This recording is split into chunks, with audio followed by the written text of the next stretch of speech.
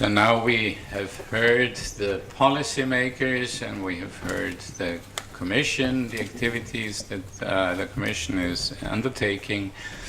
And now we have, so to say, the real world. We have the taxpayers, we have the advisors here on board, and this panel is going to be chaired by Frances Robinson. Frances is a journalist based here in Brussels. She's writing for the Wall Street Journal and the Dow Jones Wire and a number of other very reputable journals, but she's also covering, I think, Belgium as a country, so she has a very wide scope, and I think it's quite appropriate that a journalist is coordinating, moderating this panel, as a lot of the debate on tax policy is, of course, driven on the one side by the media and by NGOs, and so it's up now to a journalist to deal with this topic and ask the right questions and hopefully get some interesting answers. Frances, the floor is yours. Oh, perfect. Thank you so much. Very kind introduction. It's very good to be here. I should point out that I've just recently gone freelance, so I am still doing stuff for the journal, but also for some more publications in the UK as well. You will all be delighted to know that when I went freelance, the very first thing I did was get an accountant. Because it's quite complicated. I'm doing work all over the EU, so don't worry, everything's in order. I'm going to do flat rate VAT registration, so thank you guys, really appreciate it. So thank you, first of all, to this morning's speakers, to Pascal, who's given us a very good oversight of the BEPS project. I didn't know there was such a thing as a taxation rock star, but now I've been in the presence of one, I realise that's the case. And to get Jan for telling us where the Commission is with its state aid investigations. I'm sure that all of you guys have a very good understanding of the theoretical side and that you're more than familiar with the alphabet soup, which can sometimes be a bit of a nightmare for us journalists when we approach these things. What really interests me about Brussels in general and about the policy machine here is how the rules that kind of get dreamt up in the various institutions around here then get translated into the real world. About 2 years ago, I was in Dublin at the informal Ecofin. We were kind of standing around wondering where we could go for a Guinness, and the EU finance ministers kind of grudgingly admitted that perhaps, there's competition, but maybe things were getting a little unsporting on the tax front. Commissioner Šemeta was there. He said the tools are all available to make tax fairer, so we just need to carry on and do that. Then, of course, a year later, we had the various state aid investigations, which we've just been talked through. And then last month, the Commission said countries would need to share information on cross-border tax rulings every 3 months, and they're working on further legislation. So, we've had this great kind of theoretical layout of what's going on. Now, I'm hoping, with your help, to ask lots of questions for a kind of very forward-looking discussion of what does this actually mean for the people who actually have to put these rules into practice. The OECD, the G20, the EU institutions are coming up with these rules at what for them is an amazingly fast pace, I have to say, as somebody who's been on the outside looking in. But how does that actually affect your work? We've had a lot of the kind of theoretical details. So I want real-world examples. I want to know what's actually going to change on a day-to-day basis. And we're very lucky to have such an august panel here. Normally I make a really bad joke at this point to relax the audience so that you all listen and ask lots of questions. But actually, this is a very serious conference. Sorry. Okay, now let me introduce the panel. So we've got Martin Kreienbaum, who's Director General of International Taxation at the German Finance Ministry. He's been there since 2011, so in time for things to get interesting. He was previously tax attaché to the German Embassy in Washington, so I hope he's done his W8 BEN form. I've done mine. And then he was a spokesman, so this is a good moment to point out that we're all on the record with all of this. Then we've got Charlotte Redcliffe, who's head of tax at Centrica. That's a big energy and utility company. They employ 30,000 people in the UK. She's been there since 2001, as previously at the M&A department of PwC in London. Then we've got Wyntin. He's come the least far of any of the panellists because he's at Belgian bank KBC, just over the canal, been to lots of press conferences there.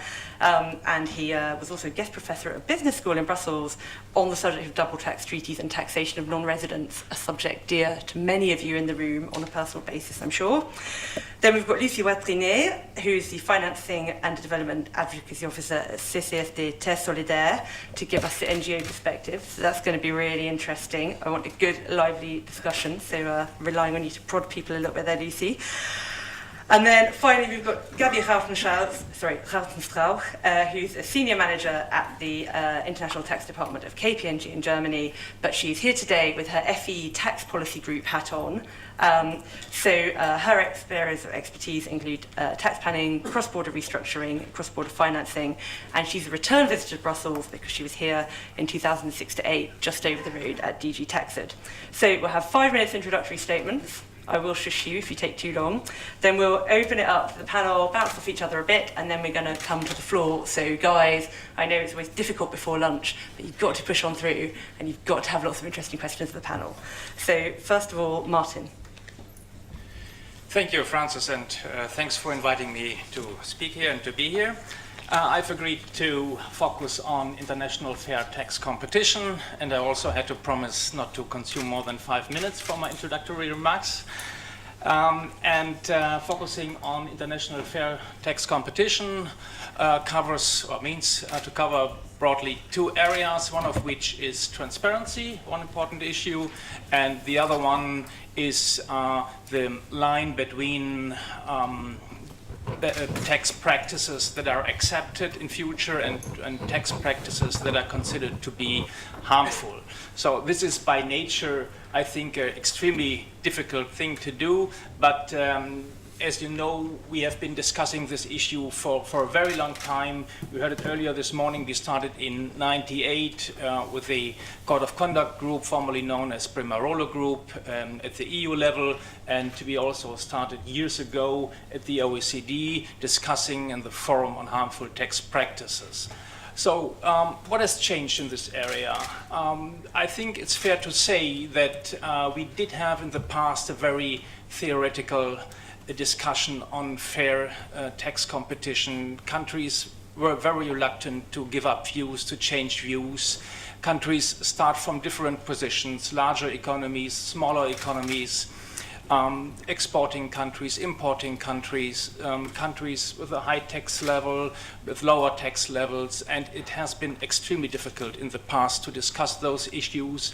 And the OECD has played an enormous role in that respect to bring countries together, to reconcile countries' views on fair tax competition. And I can say that we now have arrived at very practical outcomes, and that makes the real difference between the discussions we had in the past and those discussions we are having now. We are discussing concrete practical implementation guidelines, concrete rules for countries, and I think that's a big difference we see in that area. Another important point is that we have a strong political backing for the OECD work, the backing of the G20 member states and the OECD states, the OECD countries. That is enormously important. And at the EU level, I can say that we, by far and large, that all member states support the initiatives of the Commission. And there's also a strong momentum that we see in the area of harmful tax practices and discussing harmful tax practices.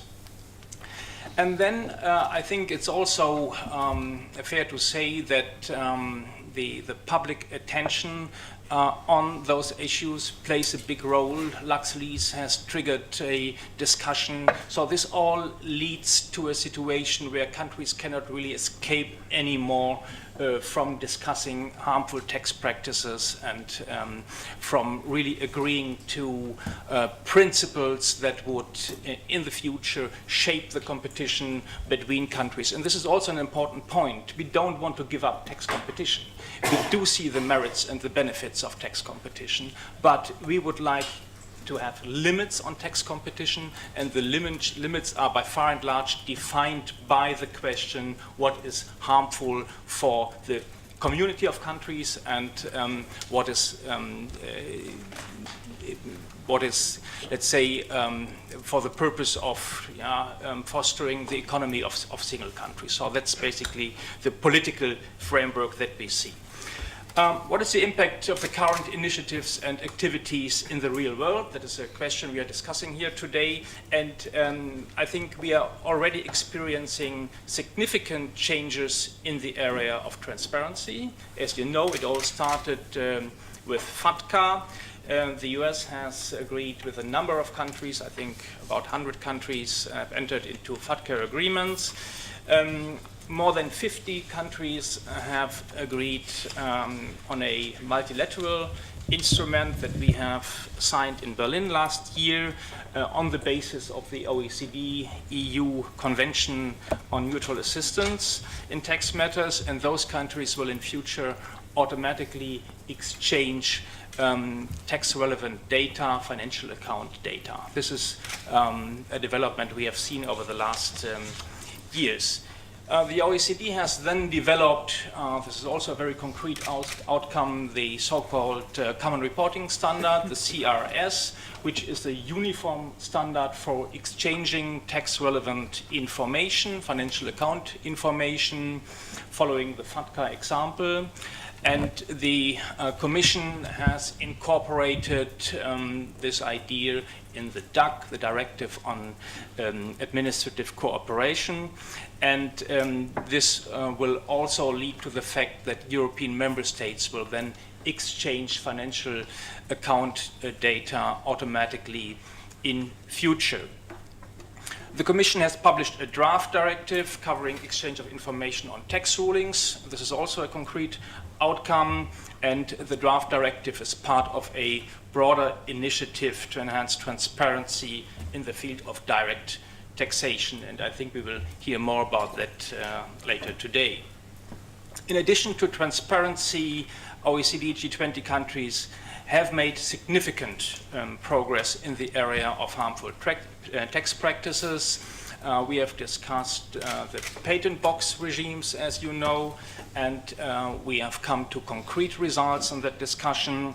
Details are still being negotiated, such as tracking and tracing, and the OECD will come up with guidelines by summer this year. This is also a concrete outcome. We are still working on the definition of IP assets, also an important point, and we certainly will discuss monitoring processes in the near future. What else has changed? We see that Ireland has changed rules on tax residency, also important to us, this Dutch sandwich, double Irish Dutch sandwich constructions, and this will bring an end to those structures. Some countries, I think Belgium, Netherlands, have recently changed or consider to change their ruling regimes, or at least ruling practices. And the EU has come up with a roadmap that was agreed under the Latvian presidency in February as a political paper. And this paper includes progress on the Interest and Royalty Directive, will include a general anti-abuse rule that is under discussion right now, and also the question of a subject to tax criterion. It's still not completely clear what that means, subject to tax. Is 0.01% enough, or should it be more? So the question of effective taxation will be on the table in future and will be discussed. This is also an important point. Transparency on tax rulings, we have already heard about that. The CCCTB proposal will come again. This is also important to know, I think. Treatment of hybrid mismatches, also language on patent boxes. This, I think, will also be part of a broader initiative on the European level. Finally, we are discussing the reform of the Code of Conduct Group, which is an important element in that discussion. It's, as you know, an informal group, but it's also an important element to bring the discussion on harmful tax practices forward. Thank you. Perfect. Martin, thank you so much for kicking off the debate. That is fantastic. Next, Charlotte, the floor is yours.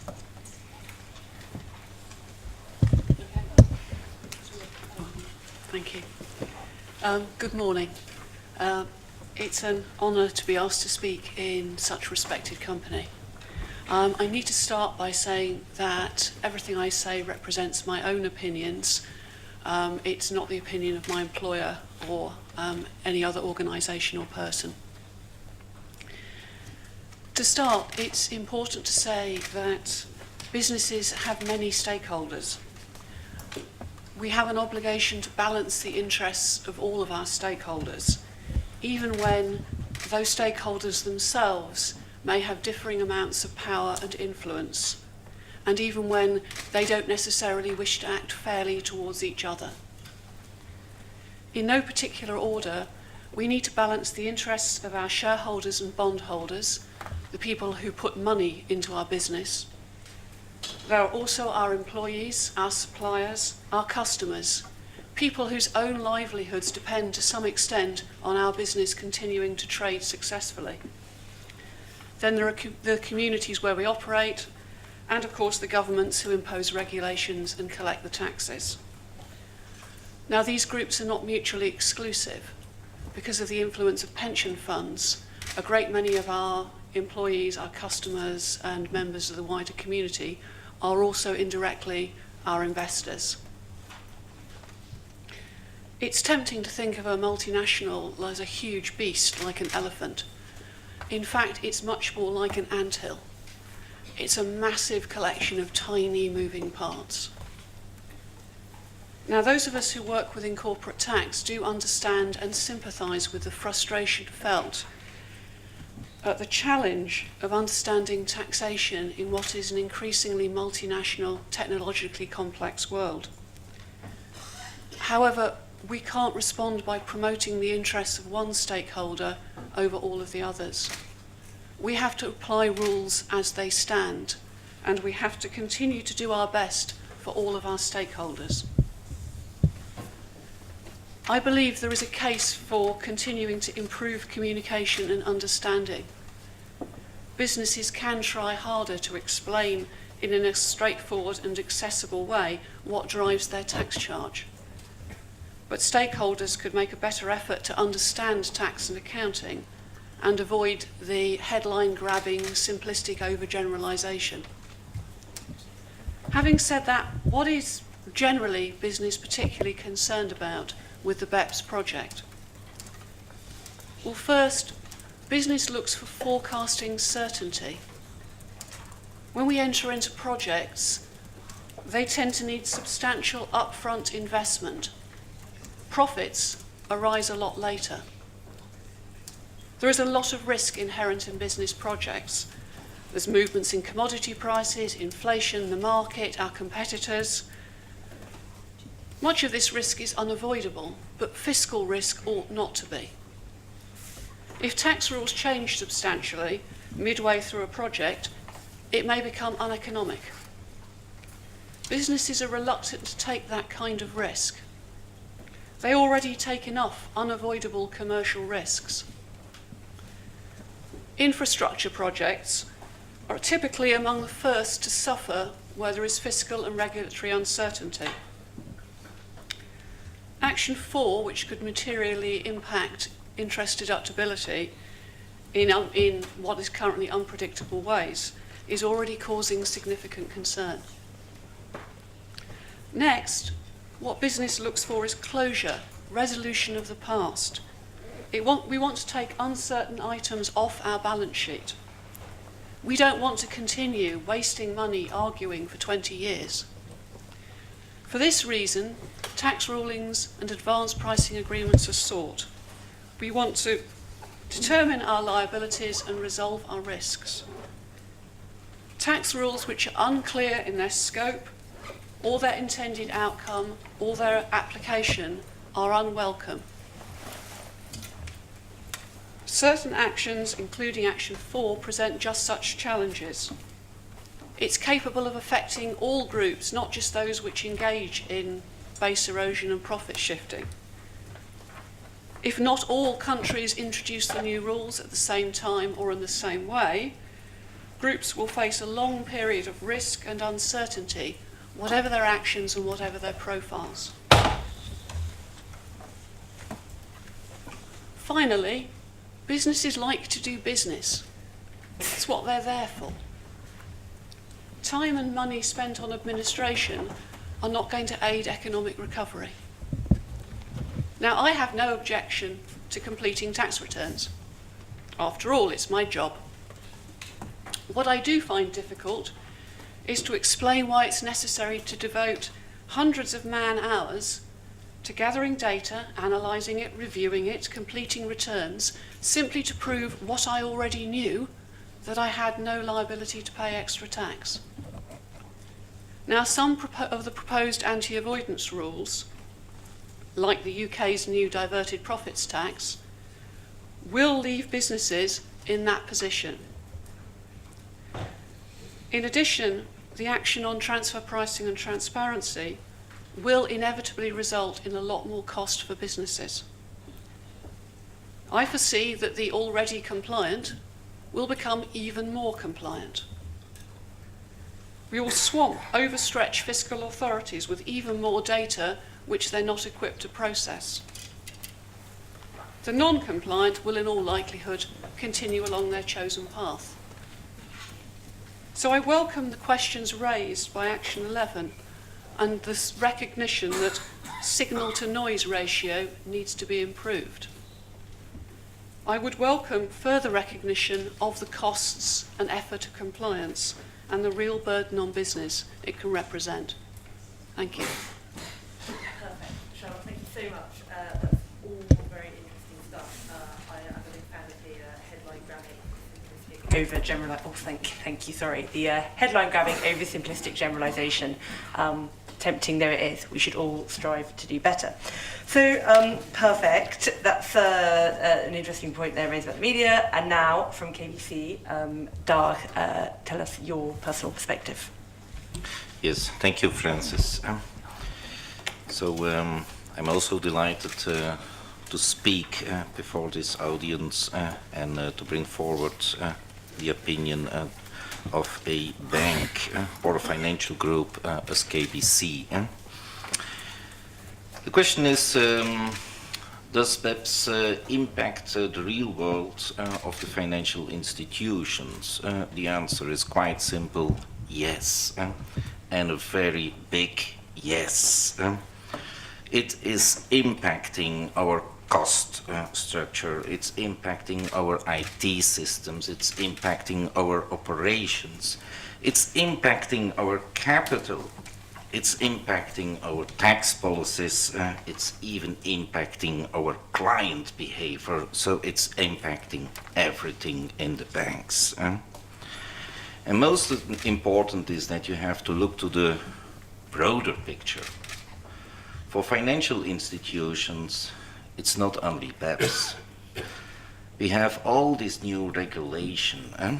Your accountants, think about IFRS 9 coming in 2017, 2018, which will have a huge impact on impairments on loans.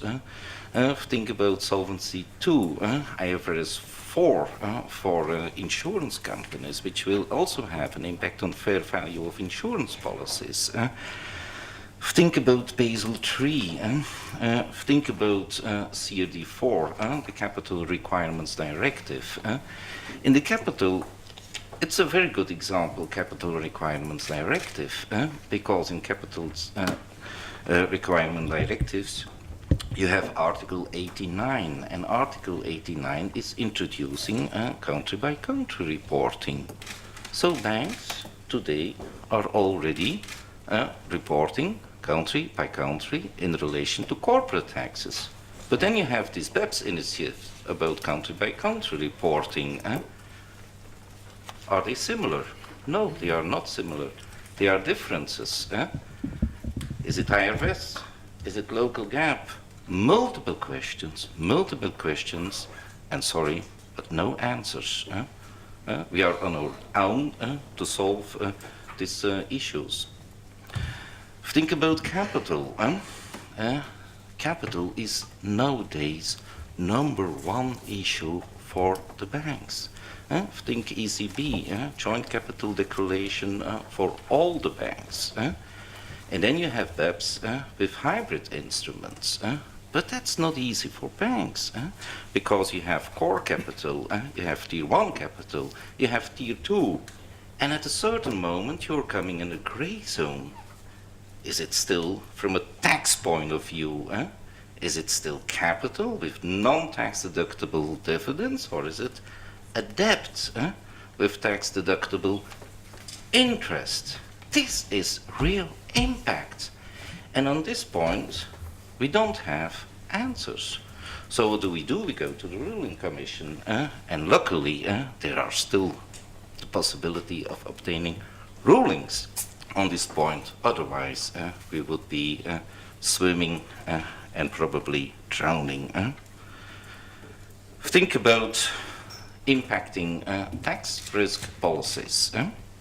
In the past, we had, of course, the legal tax risk. That is the probability that the tax administration has another opinion about interpretation of the law. You have operational tax risk.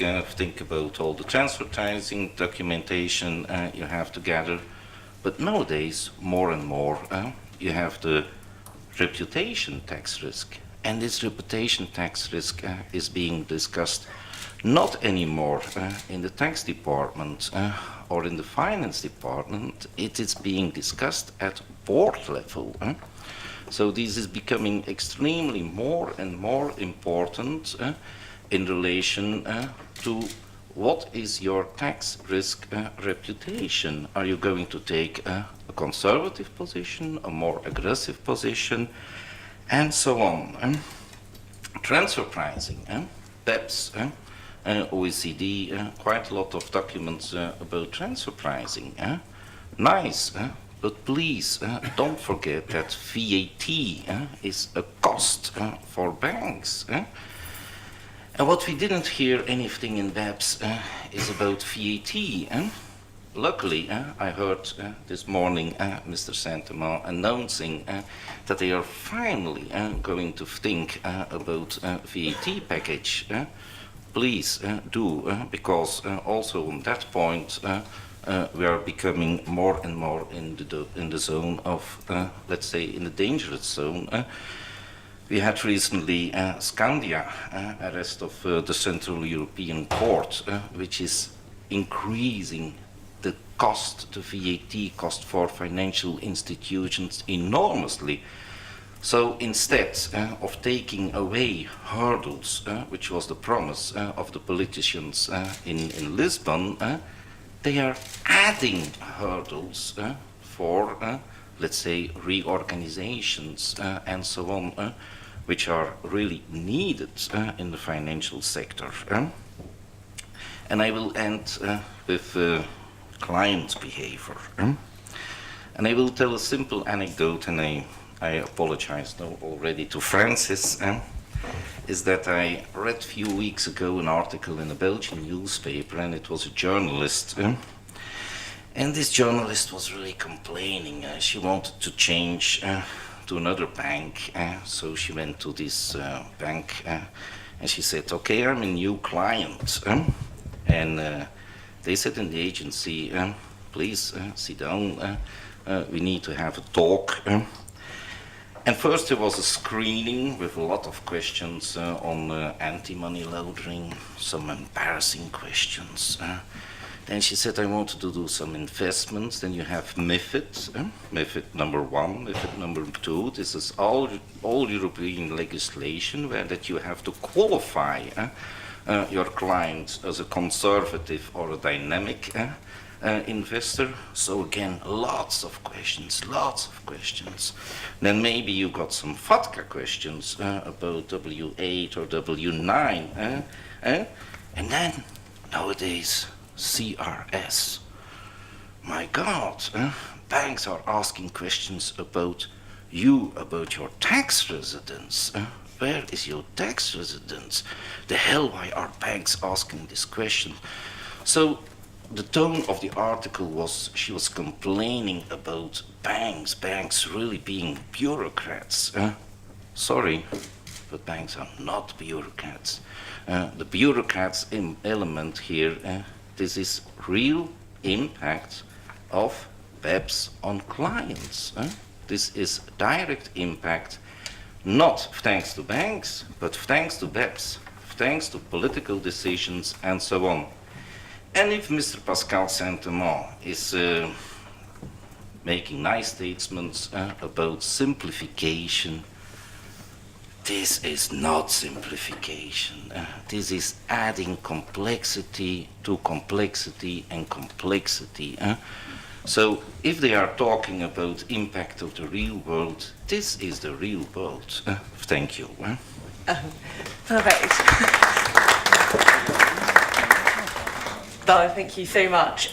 Lots of interesting points raised there, including the VAT danger zone, which doesn't sound like a very nice place to me at all. Now, let's hear an NGO perspective from Lucie. Good morning, everyone. Thank you, Francis. Thanks a lot for the invitation. I'm really pleased to speak in front of you today and to have a chance to give you the civil society perspectives on the changes which are occurring right now. So first of all, what I want to say is that civil society organizations have been working on tax issues and fighting for tax justice for more than 15 years. And one of the main reasons of our involvement in this topic is the huge amount of money that developing countries are losing every year because of tax evasion and tax avoidance. And for a long time, when we were talking to governments about this issue, they were telling us that tax evasion was a problem which was actually specific to developing countries because their tax administrations were ineffective or too weak. So, of course, now a lot of things have changed. Now we have the public that is more aware of the issue. Now the fight against tax evasion and tax avoidance is really high on the agenda of developed countries, which is thanks to the crisis, but also to the work of journalists, of civil society, of some really committed politicians, and also, I think we should never forget this, to the courage of some whistleblowers, which we think should actually be thanked instead of being prosecuted. So the title of this panel is The Impact of Current Policy in the Real World. So I could have a lot of things to say, but since we have like 5 to 7 minutes, I just want to focus on the issue of transparency. We as civil society, we've always considered that enhancing transparency will really help in the way, transparency in the way transnational enterprises report and publish their accounts would really help tackle tax avoidance at a quite very low cost. You see what I'm talking about, the proposal called CBCR, which has already been mentioned a couple of times this morning. So it's been like civil society obsession for more than 10 years, as some of our interlocutors in ministers or even at the OECD called it, but it's not something unrealistic anymore. As KBC just said, the obligation exists already for financial institutions since the vote in 2013 of the 4th Capital Requirement Directive, and this is starting to change our work as civil society. Since last year, in France, we really looked closely to the first information which were published by French banks, and we found some interesting some interesting figures, but I don't have the time to explain to you exactly what we found, maybe later on. And this is really why we think that we should extend this obligation to all transnational enterprises in all sectors and make this information public. Mr. Saint-Amand said this morning that, and you all know about that, that there is a CBCR proposal in the BEPS project, but it is not made to be public. Those information, when you look at the BEPS proposal, are only going to be available for tax administrations. But there is a discussion at the EU level to decide whether those information should be public or not. I was happy to hear that Mr. Saint-Amand said this morning that he wouldn't be surprised if it would be public in Europe, because to us it's really a key battle. and it is not only because we want this information just for us, civil society and organization.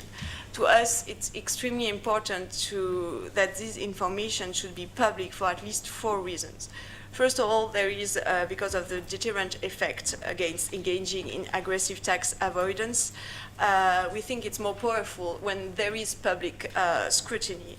And with the recent LuxLeaks scandal really showed that European citizens are less and less tolerant against transnational aggressive tax planning. Second, because as you know, the number of staff in tax administration is limited, and public CBCR will really ensure that more people can actually look at the huge amount of information that will be provided by companies and to us. And this is an issue that is even more important in countries where tax administrations are quite weak, and especially in developing countries. Third, because a lot of stakeholders have actually interest in knowing more about multinationals' tax planning, including investors, customers, and employees.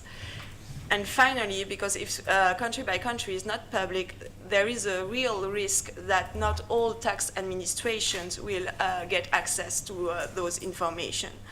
The current OECD proposal shares report through the existing system of tax information exchange, which is really likely to leave out the majority of the world's countries. And because tax administrations of developing countries have really weak capacity to exchange of information. And so as a result, they are often not considered as good partners in exchange of information. And when we look, for example, to the standard of automatic exchange of information that the OECD just released last year, we have already countries like Switzerland or the Bahamas, who publicly said that they will only exchange information with their major economic partners, among which obviously most of the developing countries are not included. So that was my perspective, which is actually shared by a lot of my colleagues and networks. Perfect. Lucie, thank you so much. And then finally, Gabby, the floor is yours. Thanks a lot, Francis. Also, thanks a lot for the invitation to speak here at the FEE Tax Day. And I would like also to emphasize that everything what I'm saying here is my own opinion and not the opinion of my employer, as already has been mentioned previously by Francis. I would like to focus on how will the current policy initiatives impact future tax advice. I know it's not easy to, let's say, think about what will happen in 2-3 years regarding tax advising, but I think we have heard a lot of facts already today that will have a massive impact on future tax advice. Just take what Pascal said, what was said here on the panel, the complexity that will be introduced in future tax laws, assuming that most of the initiatives will really be implemented in domestic tax law. For example, all these hybrid mismatch rules or anti-hybrid mismatch rules, the limitation on benefits rules, the principal purpose tests that will be included in the double tax treaty, and as we already learned today, it's planned that this implementation will take place quite quickly due to this multilateral instrument. So just take into account as a, let's say, company will face suddenly rules that are so complex that you, by your own and with your own tax department, you will not be able to decide whether this treaty is applicable for you. Can you benefit from the treaty benefits? Are you allowed to deduct your interest because you do not know what happens in the other country? Assuming, of course, that you have any transactions that are cross-border transactions, because any company that has cross-border transaction will be affected by the new rules, by the new policies. So in my view, this is something where in future tax advisors will come in, because the companies, they will not have the resources and the knowledge and the international network to know what's going on in the other state. how does the other state tax, for example, this interest income? Because only then you are allowed to deduct the interest. And just take the reality. There are a lot of rules already implemented in Germany with an anti-hybrid rule, in France with a rule against double deduction of interest, in Austria.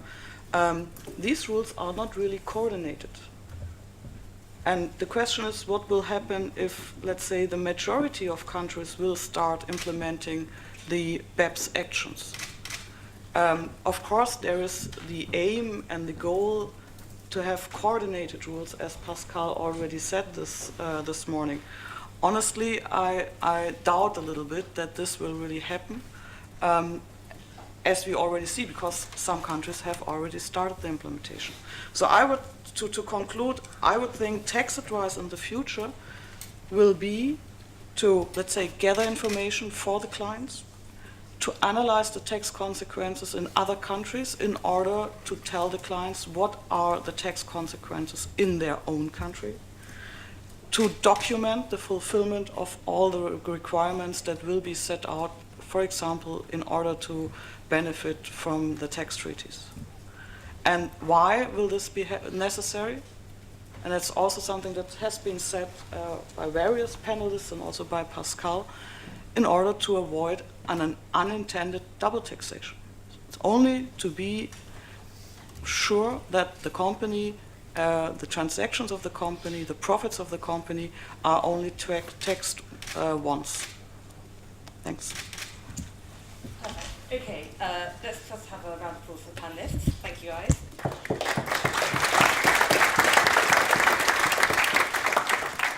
It's a really great way to set the conversation. And I should say, a lot of people have said it, I'm just going to say it once and final time, because there's lots of lawyers in the room. Everybody here is expressing their personal opinions. Are we all quite clear on that? Yes, good. Just their personal opinions, not the organisations. Sorry, just their personal opinions, not the organisations they represent. Perfect. So it seems to me there's a few themes emerging. You have this compliance. Dar gave us a lovely example of when you go to the bank and it takes 300 years to do everything because you're being asked so many questions. Then there's this question of transparency.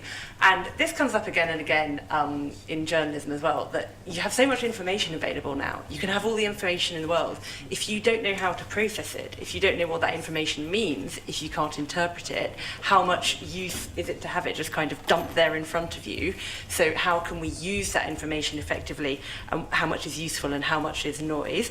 And then we can, I think this is another theme which is kind of like winners and losers, which Charlotte picked up on very nicely, that you have so many different stakeholders in a business. It's not just thinking about the shareholders or the customers, but then also you have the developing world, you have the points that Lucie made, and also, as Martin pointed out, he said, actually we don't really want to give up on tax competition entirely. This is a tool that should be available to countries to attract businesses to them, because ultimately that is quite good for society if you do have businesses and they give people jobs. I think we can all agree that's a nice thing.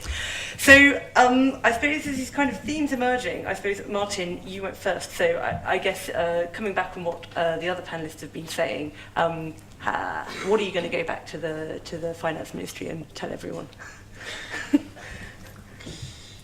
Yeah, if you look at our priorities in Germany, I think it's fair to say that I think it's clear that Germany is a strong supporter of the BEPS project in general. We are one of the main drivers behind the OECD BEPS agenda. That is clear. For us, it is important to create a competitive environment for business headquartered in Germany, but also for any business activities in Germany, and the same is true, I think, for other countries. So the level playing field is an important point, the competitive environment to act in is an important point. Exchange of information is important to us, exchange of information among states, among countries, between tax administrations. I do have a slight problem with transparency beyond tax administrations. I'm not fully in line, Lucie, with you, because we all do, or most countries do have tax secrecy rules for good reasons, and it's also difficult to see taxpayers in a extremely defensive position, and if it comes to communication of your tax situation in a company, it's extremely difficult to communicate with the general public why you arrive at a certain profit and why your profit in country XYZ exceeds the profit in other countries, and so on. So I'm a bit cautious, and as a principal point, I think as a general point, we need to have a good justification for a broader public, and I don't see really the point why we would need disclosure of information beyond tax administration. So this is a point I'm a bit skeptical about. Perfect. That's very interesting. It reminds me of a few years ago. Do you remember Maria Fechter, the Austrian finance minister, when all this discussion was going on? She was like, "I don't want a data cemetery. I just want more tax." And I thought, fair play to her. This is quite interesting in terms of giving your data over. I suppose this could be one for Dag or Charlotte. You're actually the ones giving your company's data to governments. How do you feel about them sharing it with all their neighbours? Over the last, 2 or 3 years, Centrica has made a major effort to improve the way it explains its tax policy and taxes paid, so it's accessible and it's relevant to people who read accounts. So that's personally where I think the way forward is companies getting better at explaining in a way that is accessible and intelligible to the non-technical reader. Otherwise, it's just a data dump.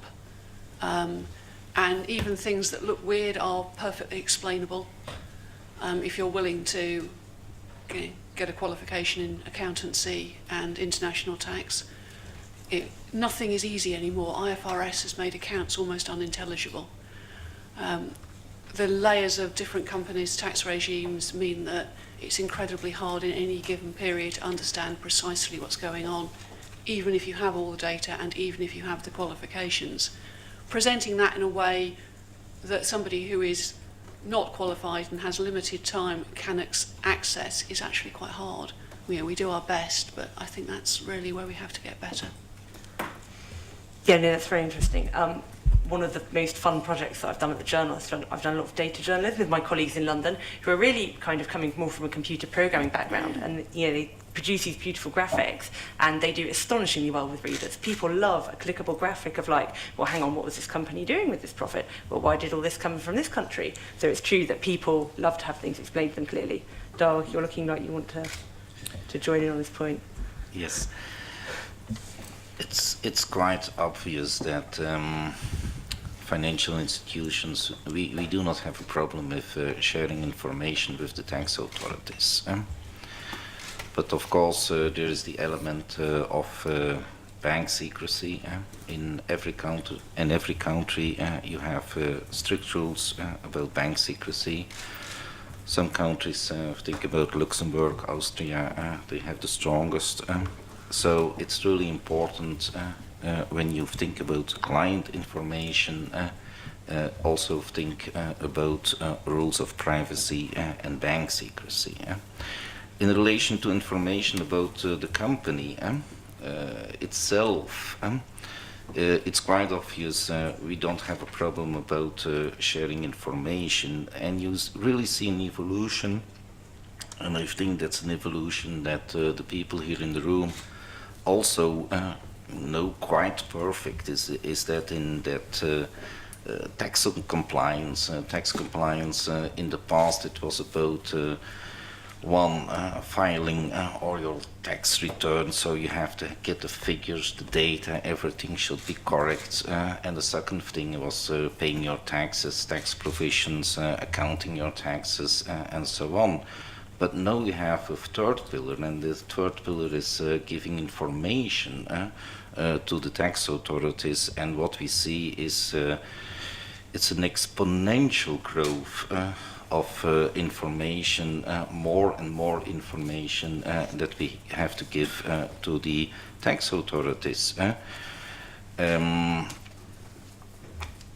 we don't have a choice. It's the way forward. But I think some principles, there are some principles that politicians should have in mind. First principle is certainty. Please give us more certainty.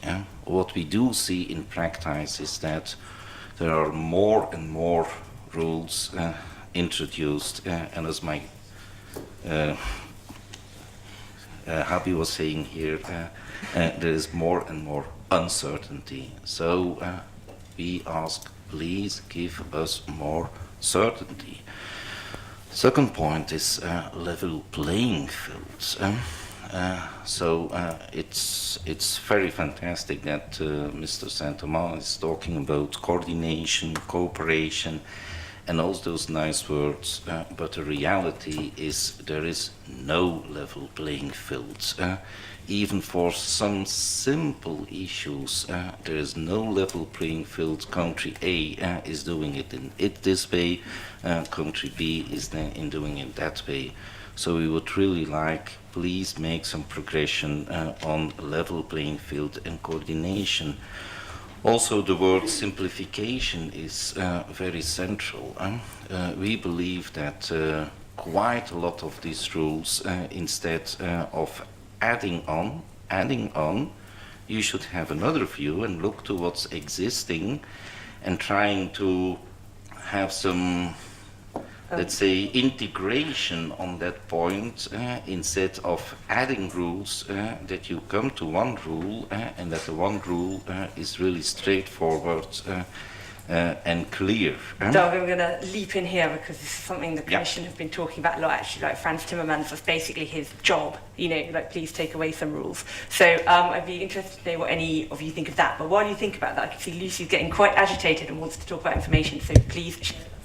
Yeah, just 2 or 3 more points about why we think transparency is important. First of all, if we really don't, if these information are not made to be public, maybe we should start to think of another word to talk when we talk about transparency. You know, if it's not made to be public, maybe we should stop talking about transparency. Second, I really want to say that maybe if we think that if we make those information public, there will be like the basis for a better understanding of actually of the transnational enterprises, and maybe it can really like the risk of misunderstanding can be really reduced. So. Like right now, we have a lot of reports, we have a lot of media headlines about how this or this enterprise is actually doing some tax dodging or tax avoidance. And if we have more data, then it will create less confusion and less speculation.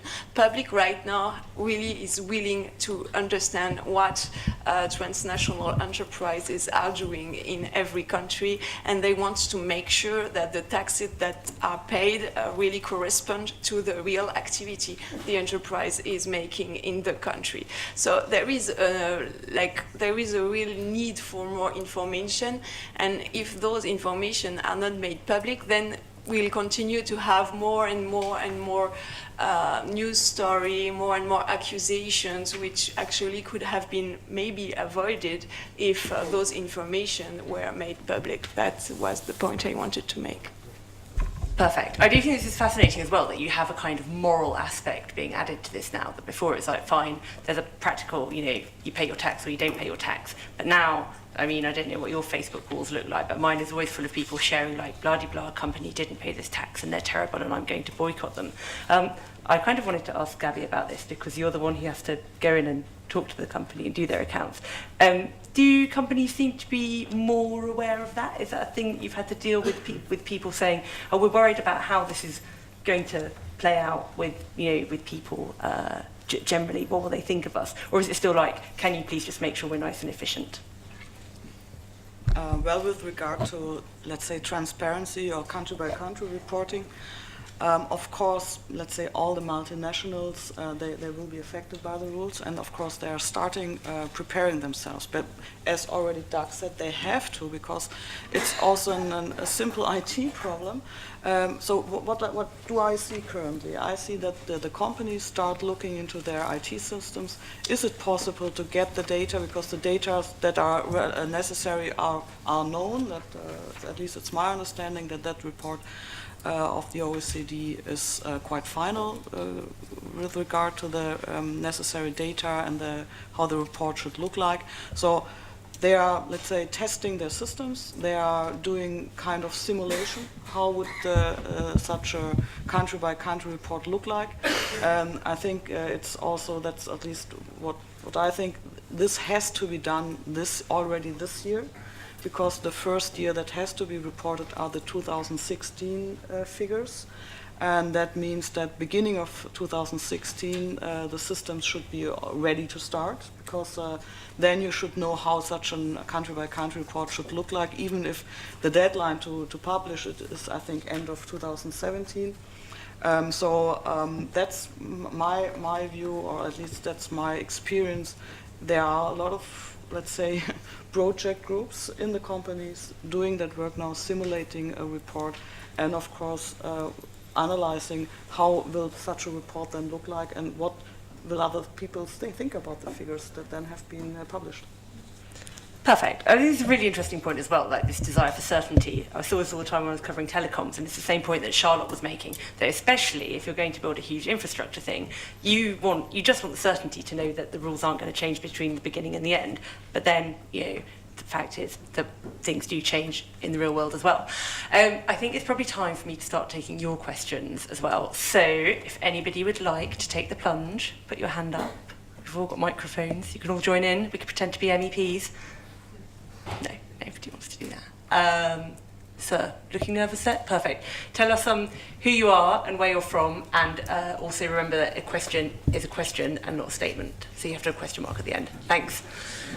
I am Jean Ricognon. I am a tax practitioner in Brussels and also member of a FEE tax policy group.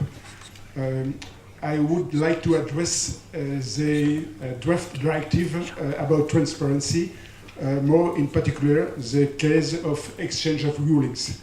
I support completely the idea of exchanging rulings between administration, because it would help to combat some abuses which were revealed recently. But on the other hand, I am questioning whether this new system which has been proposed not excessive is in difficulty.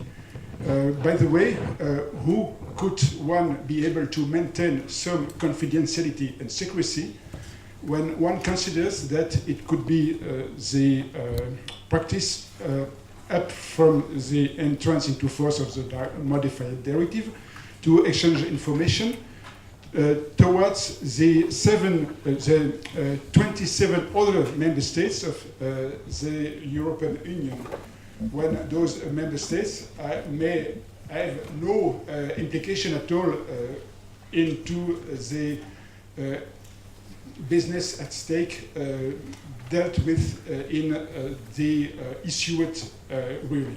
Perfect. That was my remark. Oh, lovely. Thank you, sir. So, Martin, I suppose you're the member state on the panel, so you can start with that. Thank you, Francis, and also thank you for your question. Indeed, the draft directive is relatively new, and we, in general, also support, of course, the objective of that proposal. And as with all draft directives in Europe, there's always room for improvement. And of course, we have to look at certain elements in that directive, one of which certainly is the scope. Do we need to more clearly define what is of interest for other countries and for whom? That is one important point for us. The 10 years back is also might create difficulties. We are having a closer look at that as well. So there are some elements still included in that draft, of course, that need to be discussed at the European level. And I know that some member states have already commented on that directive. And as I said, as with many directives in Europe. There will be changes, and there is certainly room for improvement. I can't resist asking a quick follow-up. Are you with your Germany hat on looking for any particular changes that you would like to see? Would you share with the audience? Or, yeah. Well, first of all, I would have even a question to Martin, because as far as I know, in Germany it's not a centralized system with rulings. So you know, all in Germany we have the different states and we have local tax authorities. Honestly, I don't want to be in your place and try to collect all the rulings, or at least the information on the rulings, back to 10 years or even 5 years. I would be interested how you think that you will manage that from a pure practical perspective. I'm interested too. Okay, thanks. Yes, indeed, the federal structure in Germany creates some problems in that respect, and also it's not easy to communicate that with the 16 different states in Germany. It is a lot of effort to identify all relevant rulings, and as I said, we need to optimize. For the future, we need to optimize the rules and to really ask what sort of rulings can be potentially harmful to others and should be disclosed in exchange. And on the other hand, do we see some rulings that just give certainty to taxpayers but do not even potentially harm other countries? And that is a task still to be done. Yeah, thanks. It's a very delicate balancing act. Another question from the audience over here, sir. Good afternoon. Michael Itzer from the ICAW. As we are trying to evaluate the potential policy impact on the real world, it's my view that much of what we've seen in recent years has actually been driven by the very poor state of the public finances. Do you actually think that any of the changes that are currently in the pipeline are going to materially affect the public finances, particularly in Europe? That is a great question. Thank you very much, sir. Who wants to go first? Lucie, I suppose you've been the most vocal about getting money, or you're looking nervous. Go on, have a little shot at it, and then we'll bring the others in. Well, actually, I don't have really accurate figures of how this will really impact the European countries, but that's the entire point, is to really get more money for the states and to have, as I said before, to really have multinationals to pay their taxes where they actually have a real activity. So hopefully we'll see a real impact in public finance. Perfect. Certainly one of the burning questions in the UK election at the moment. So I don't know whether Charlotte, as the person most likely to be hit with a surprise bill, has a view. My suspicion is not. Taking the UK as an example, it's got a fairly effective tax system to start with, so it will create an enormous amount of work and uncertainty, but I would suspect not an enormous amount of additional tax. But that's a purely personal guess. Yes, me neither, in the sense that we have a very clear tax policy. If you do some activities in another country, there are some basic rules. And the first rule is substance, point, real activity with real people in a country. Second rule is valid business purpose test. You just don't do something simply for taxes, you do it for business purposes. And the third rule is respect transfer pricing rules. So I assume that the great majority of companies, multinationals and big four tax advisors, they have already these basic principles. They are simply the brickstones of their day-to-day work. So I neither expect big amounts coming out of this. Gabriele? I think that's a topic of action point, I think it's 11, that, is in progress. So I will be also very interested as soon as the data will be available, what really will be or has been the impact of, let's say, BEPS on the budgets of but currently, well, it's also only my opinion. I would say the same as my colleagues on the left side. I don't see huge impacts on the budgets because it's maybe more a different kind of allocation of tax base. That's maybe the only outcome that I would see. Perfect. No, it is very interesting. I noticed when I was covering tech stuff, it was like how much, I've forgotten the word, mobile spectrum auctions. If you look at the graph of what governments charge to have mobile spectrum, they're like, quick, got to figure out, find some money somewhere under the carpet, so we're going to sell this mobile spectrum. Very interesting.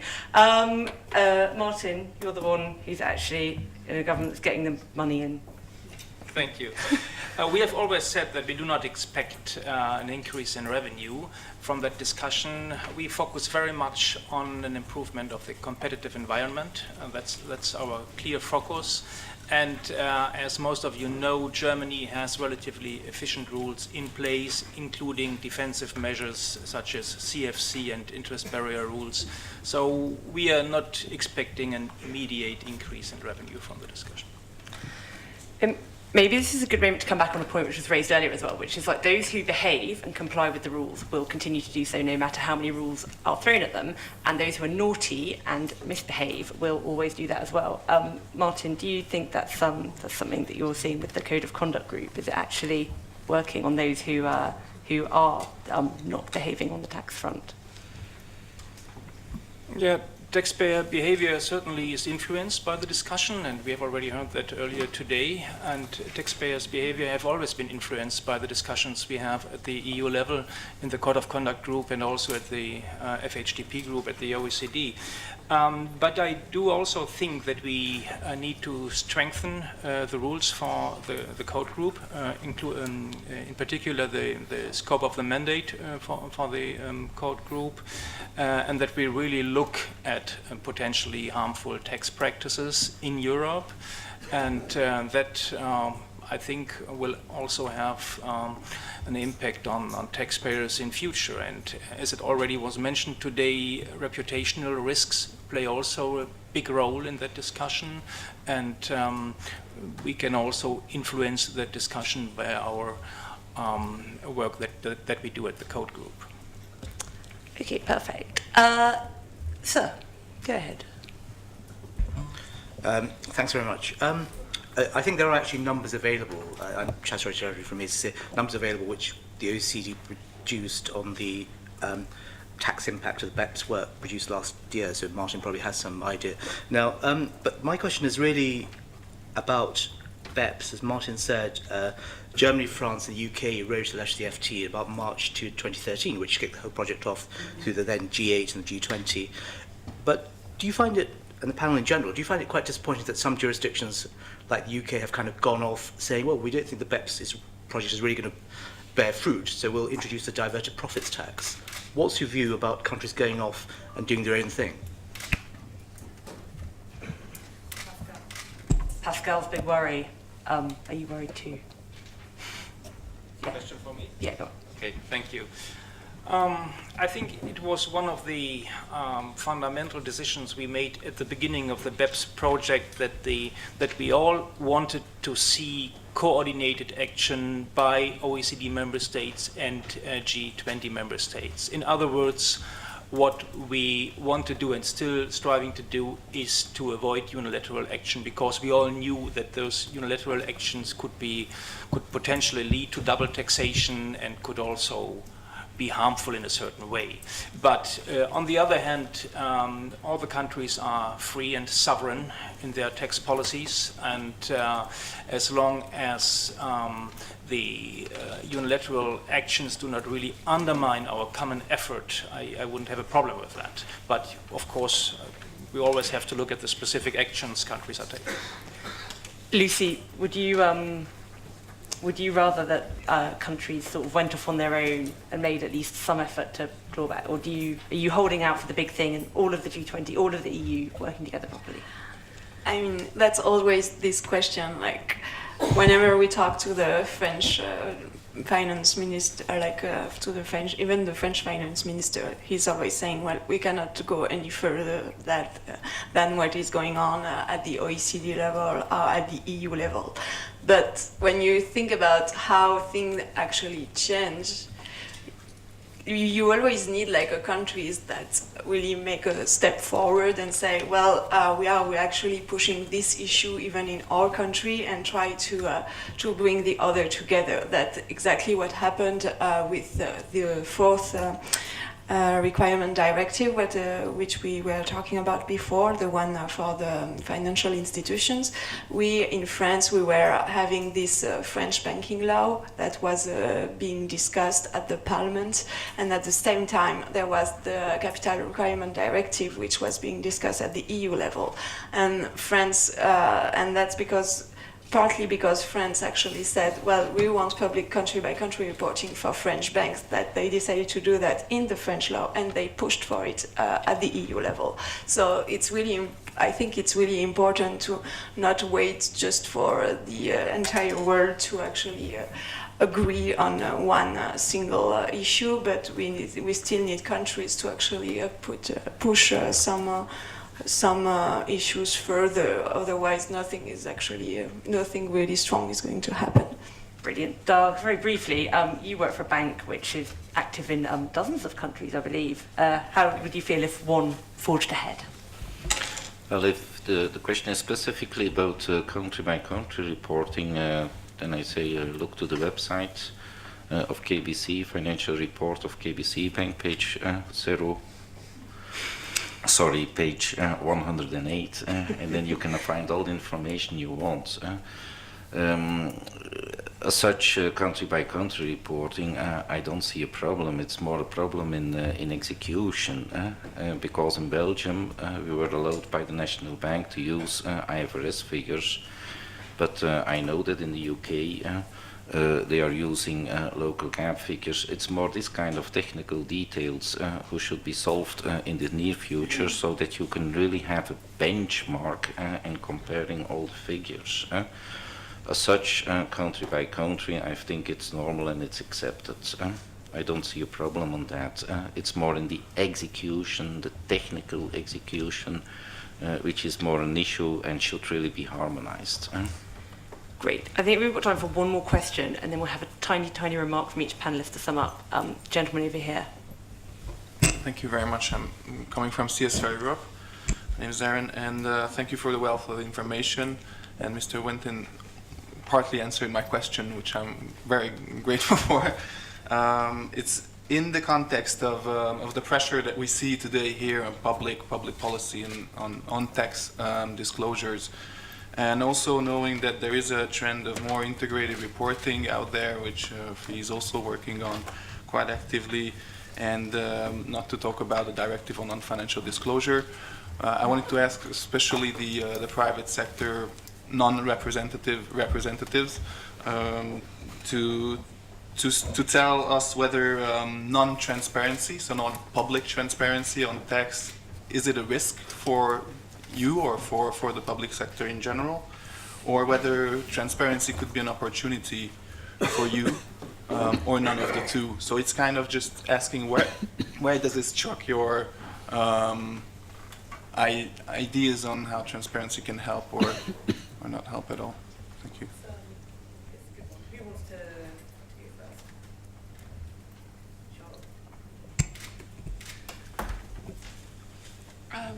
I think, as I've sort of indicated before, there's a difference between performing a data dump and just handing over a large amount of data which may not be consistent, may not be easily intelligible, and saying that's transparency. And the effort that needs to go into presenting something that's relevant and intelligible, that the stakeholder groups can use and can benefit from. As things stand at the moment, I think companies, again, this is a personal view, but I believe that groups are seeing a competitive advantage to being better at explaining what they do and setting out information clearly, which is along the transparency agenda, but it isn't necessarily the massive dumps of data which are currently being demanded. True, there is a big, that's interesting actually, there's this PR advantage to saying, look, here we are, here's what's going on. Lucie, I can see your think for a moment more then. Doug, I suppose, just anything you want to add to what you just said? Well, yeah, quite simple in the sense that we have a corporate social responsibility department, and we know that especially NGOs are looking to this. They are measuring the degree of corporate social responsibility. So, and taxation is an important element. Being transparent in taxation is being an important element, and it's on the agenda of the board. And we want to improve on that point. That's clear. Because one of the principles in our tax policy is that whatever you do, it should stand the test of openness, vice versa, the tax authorities. So we shouldn't have anything hidden, neither here, neither there. So transparent taxation, yes, of course, and we even support it. Perfect. Gabby, what are your thoughts? Well, from a, let's say, tax advisor perspective, I do not have, let's say, any issue with transparency, because everything that we do is meant to be published to the tax authorities. So that's, I would say, from my view, no issue to have that kind of transparency. There's nothing you want to add? Sure. You don't have a personal view on, like, because we're all speaking in a personal capacity here of the perfect balance between the data dump and the manicured. Sure, I do have a view, and also tax administration have to deal with the increased amount of data, and that also can be a problem for tax administrations. But in terms of country-by-country reporting, we have designed this instrument as a risk assessment tool. That's important to understand, and how countries make use of that risk assessment tool remains to be seen. I could imagine that we would not, let's say, have that information in the end at every tax office in Germany, but would have maybe an electronic system that would identify and filter out relevant data. So from the perspective, what I want to say is that the bulk of data is also from the perspective of tax administration, so it can be a problem and can present a problem. But we have to deal with that. And the data just mirror the increased complexity of the realities. Business activities are more and more complex, they are more and more international, and that translates into higher compliance burden, more documentation, more exchange of information. I think that's quite a logical consequence, and in some way or the other we have to deal with that. Yeah, no, this is true. Like, I mean, certainly when I was covering digital things, you have this dilemma that comes up again and again and again. You know, we've seen it play out at ECOFIN's over recently. It's like, how do you tax online business? Obviously, you want a true European digital single market. That would be great if we could make that happen. But then, you know, goods and services all over the place. How do you square that circle? Lucie, you're looking like you want to... Just one more thing. I've already almost told you all our arguments for a public CBCR, but one more.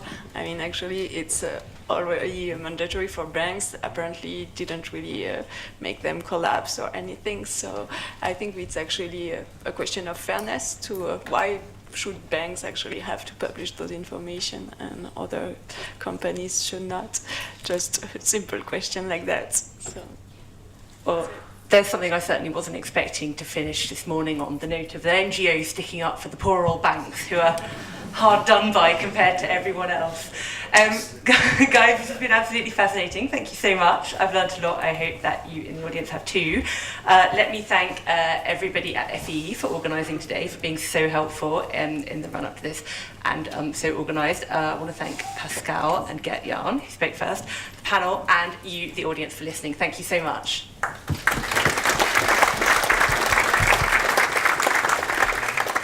So thank you very much also for your attention.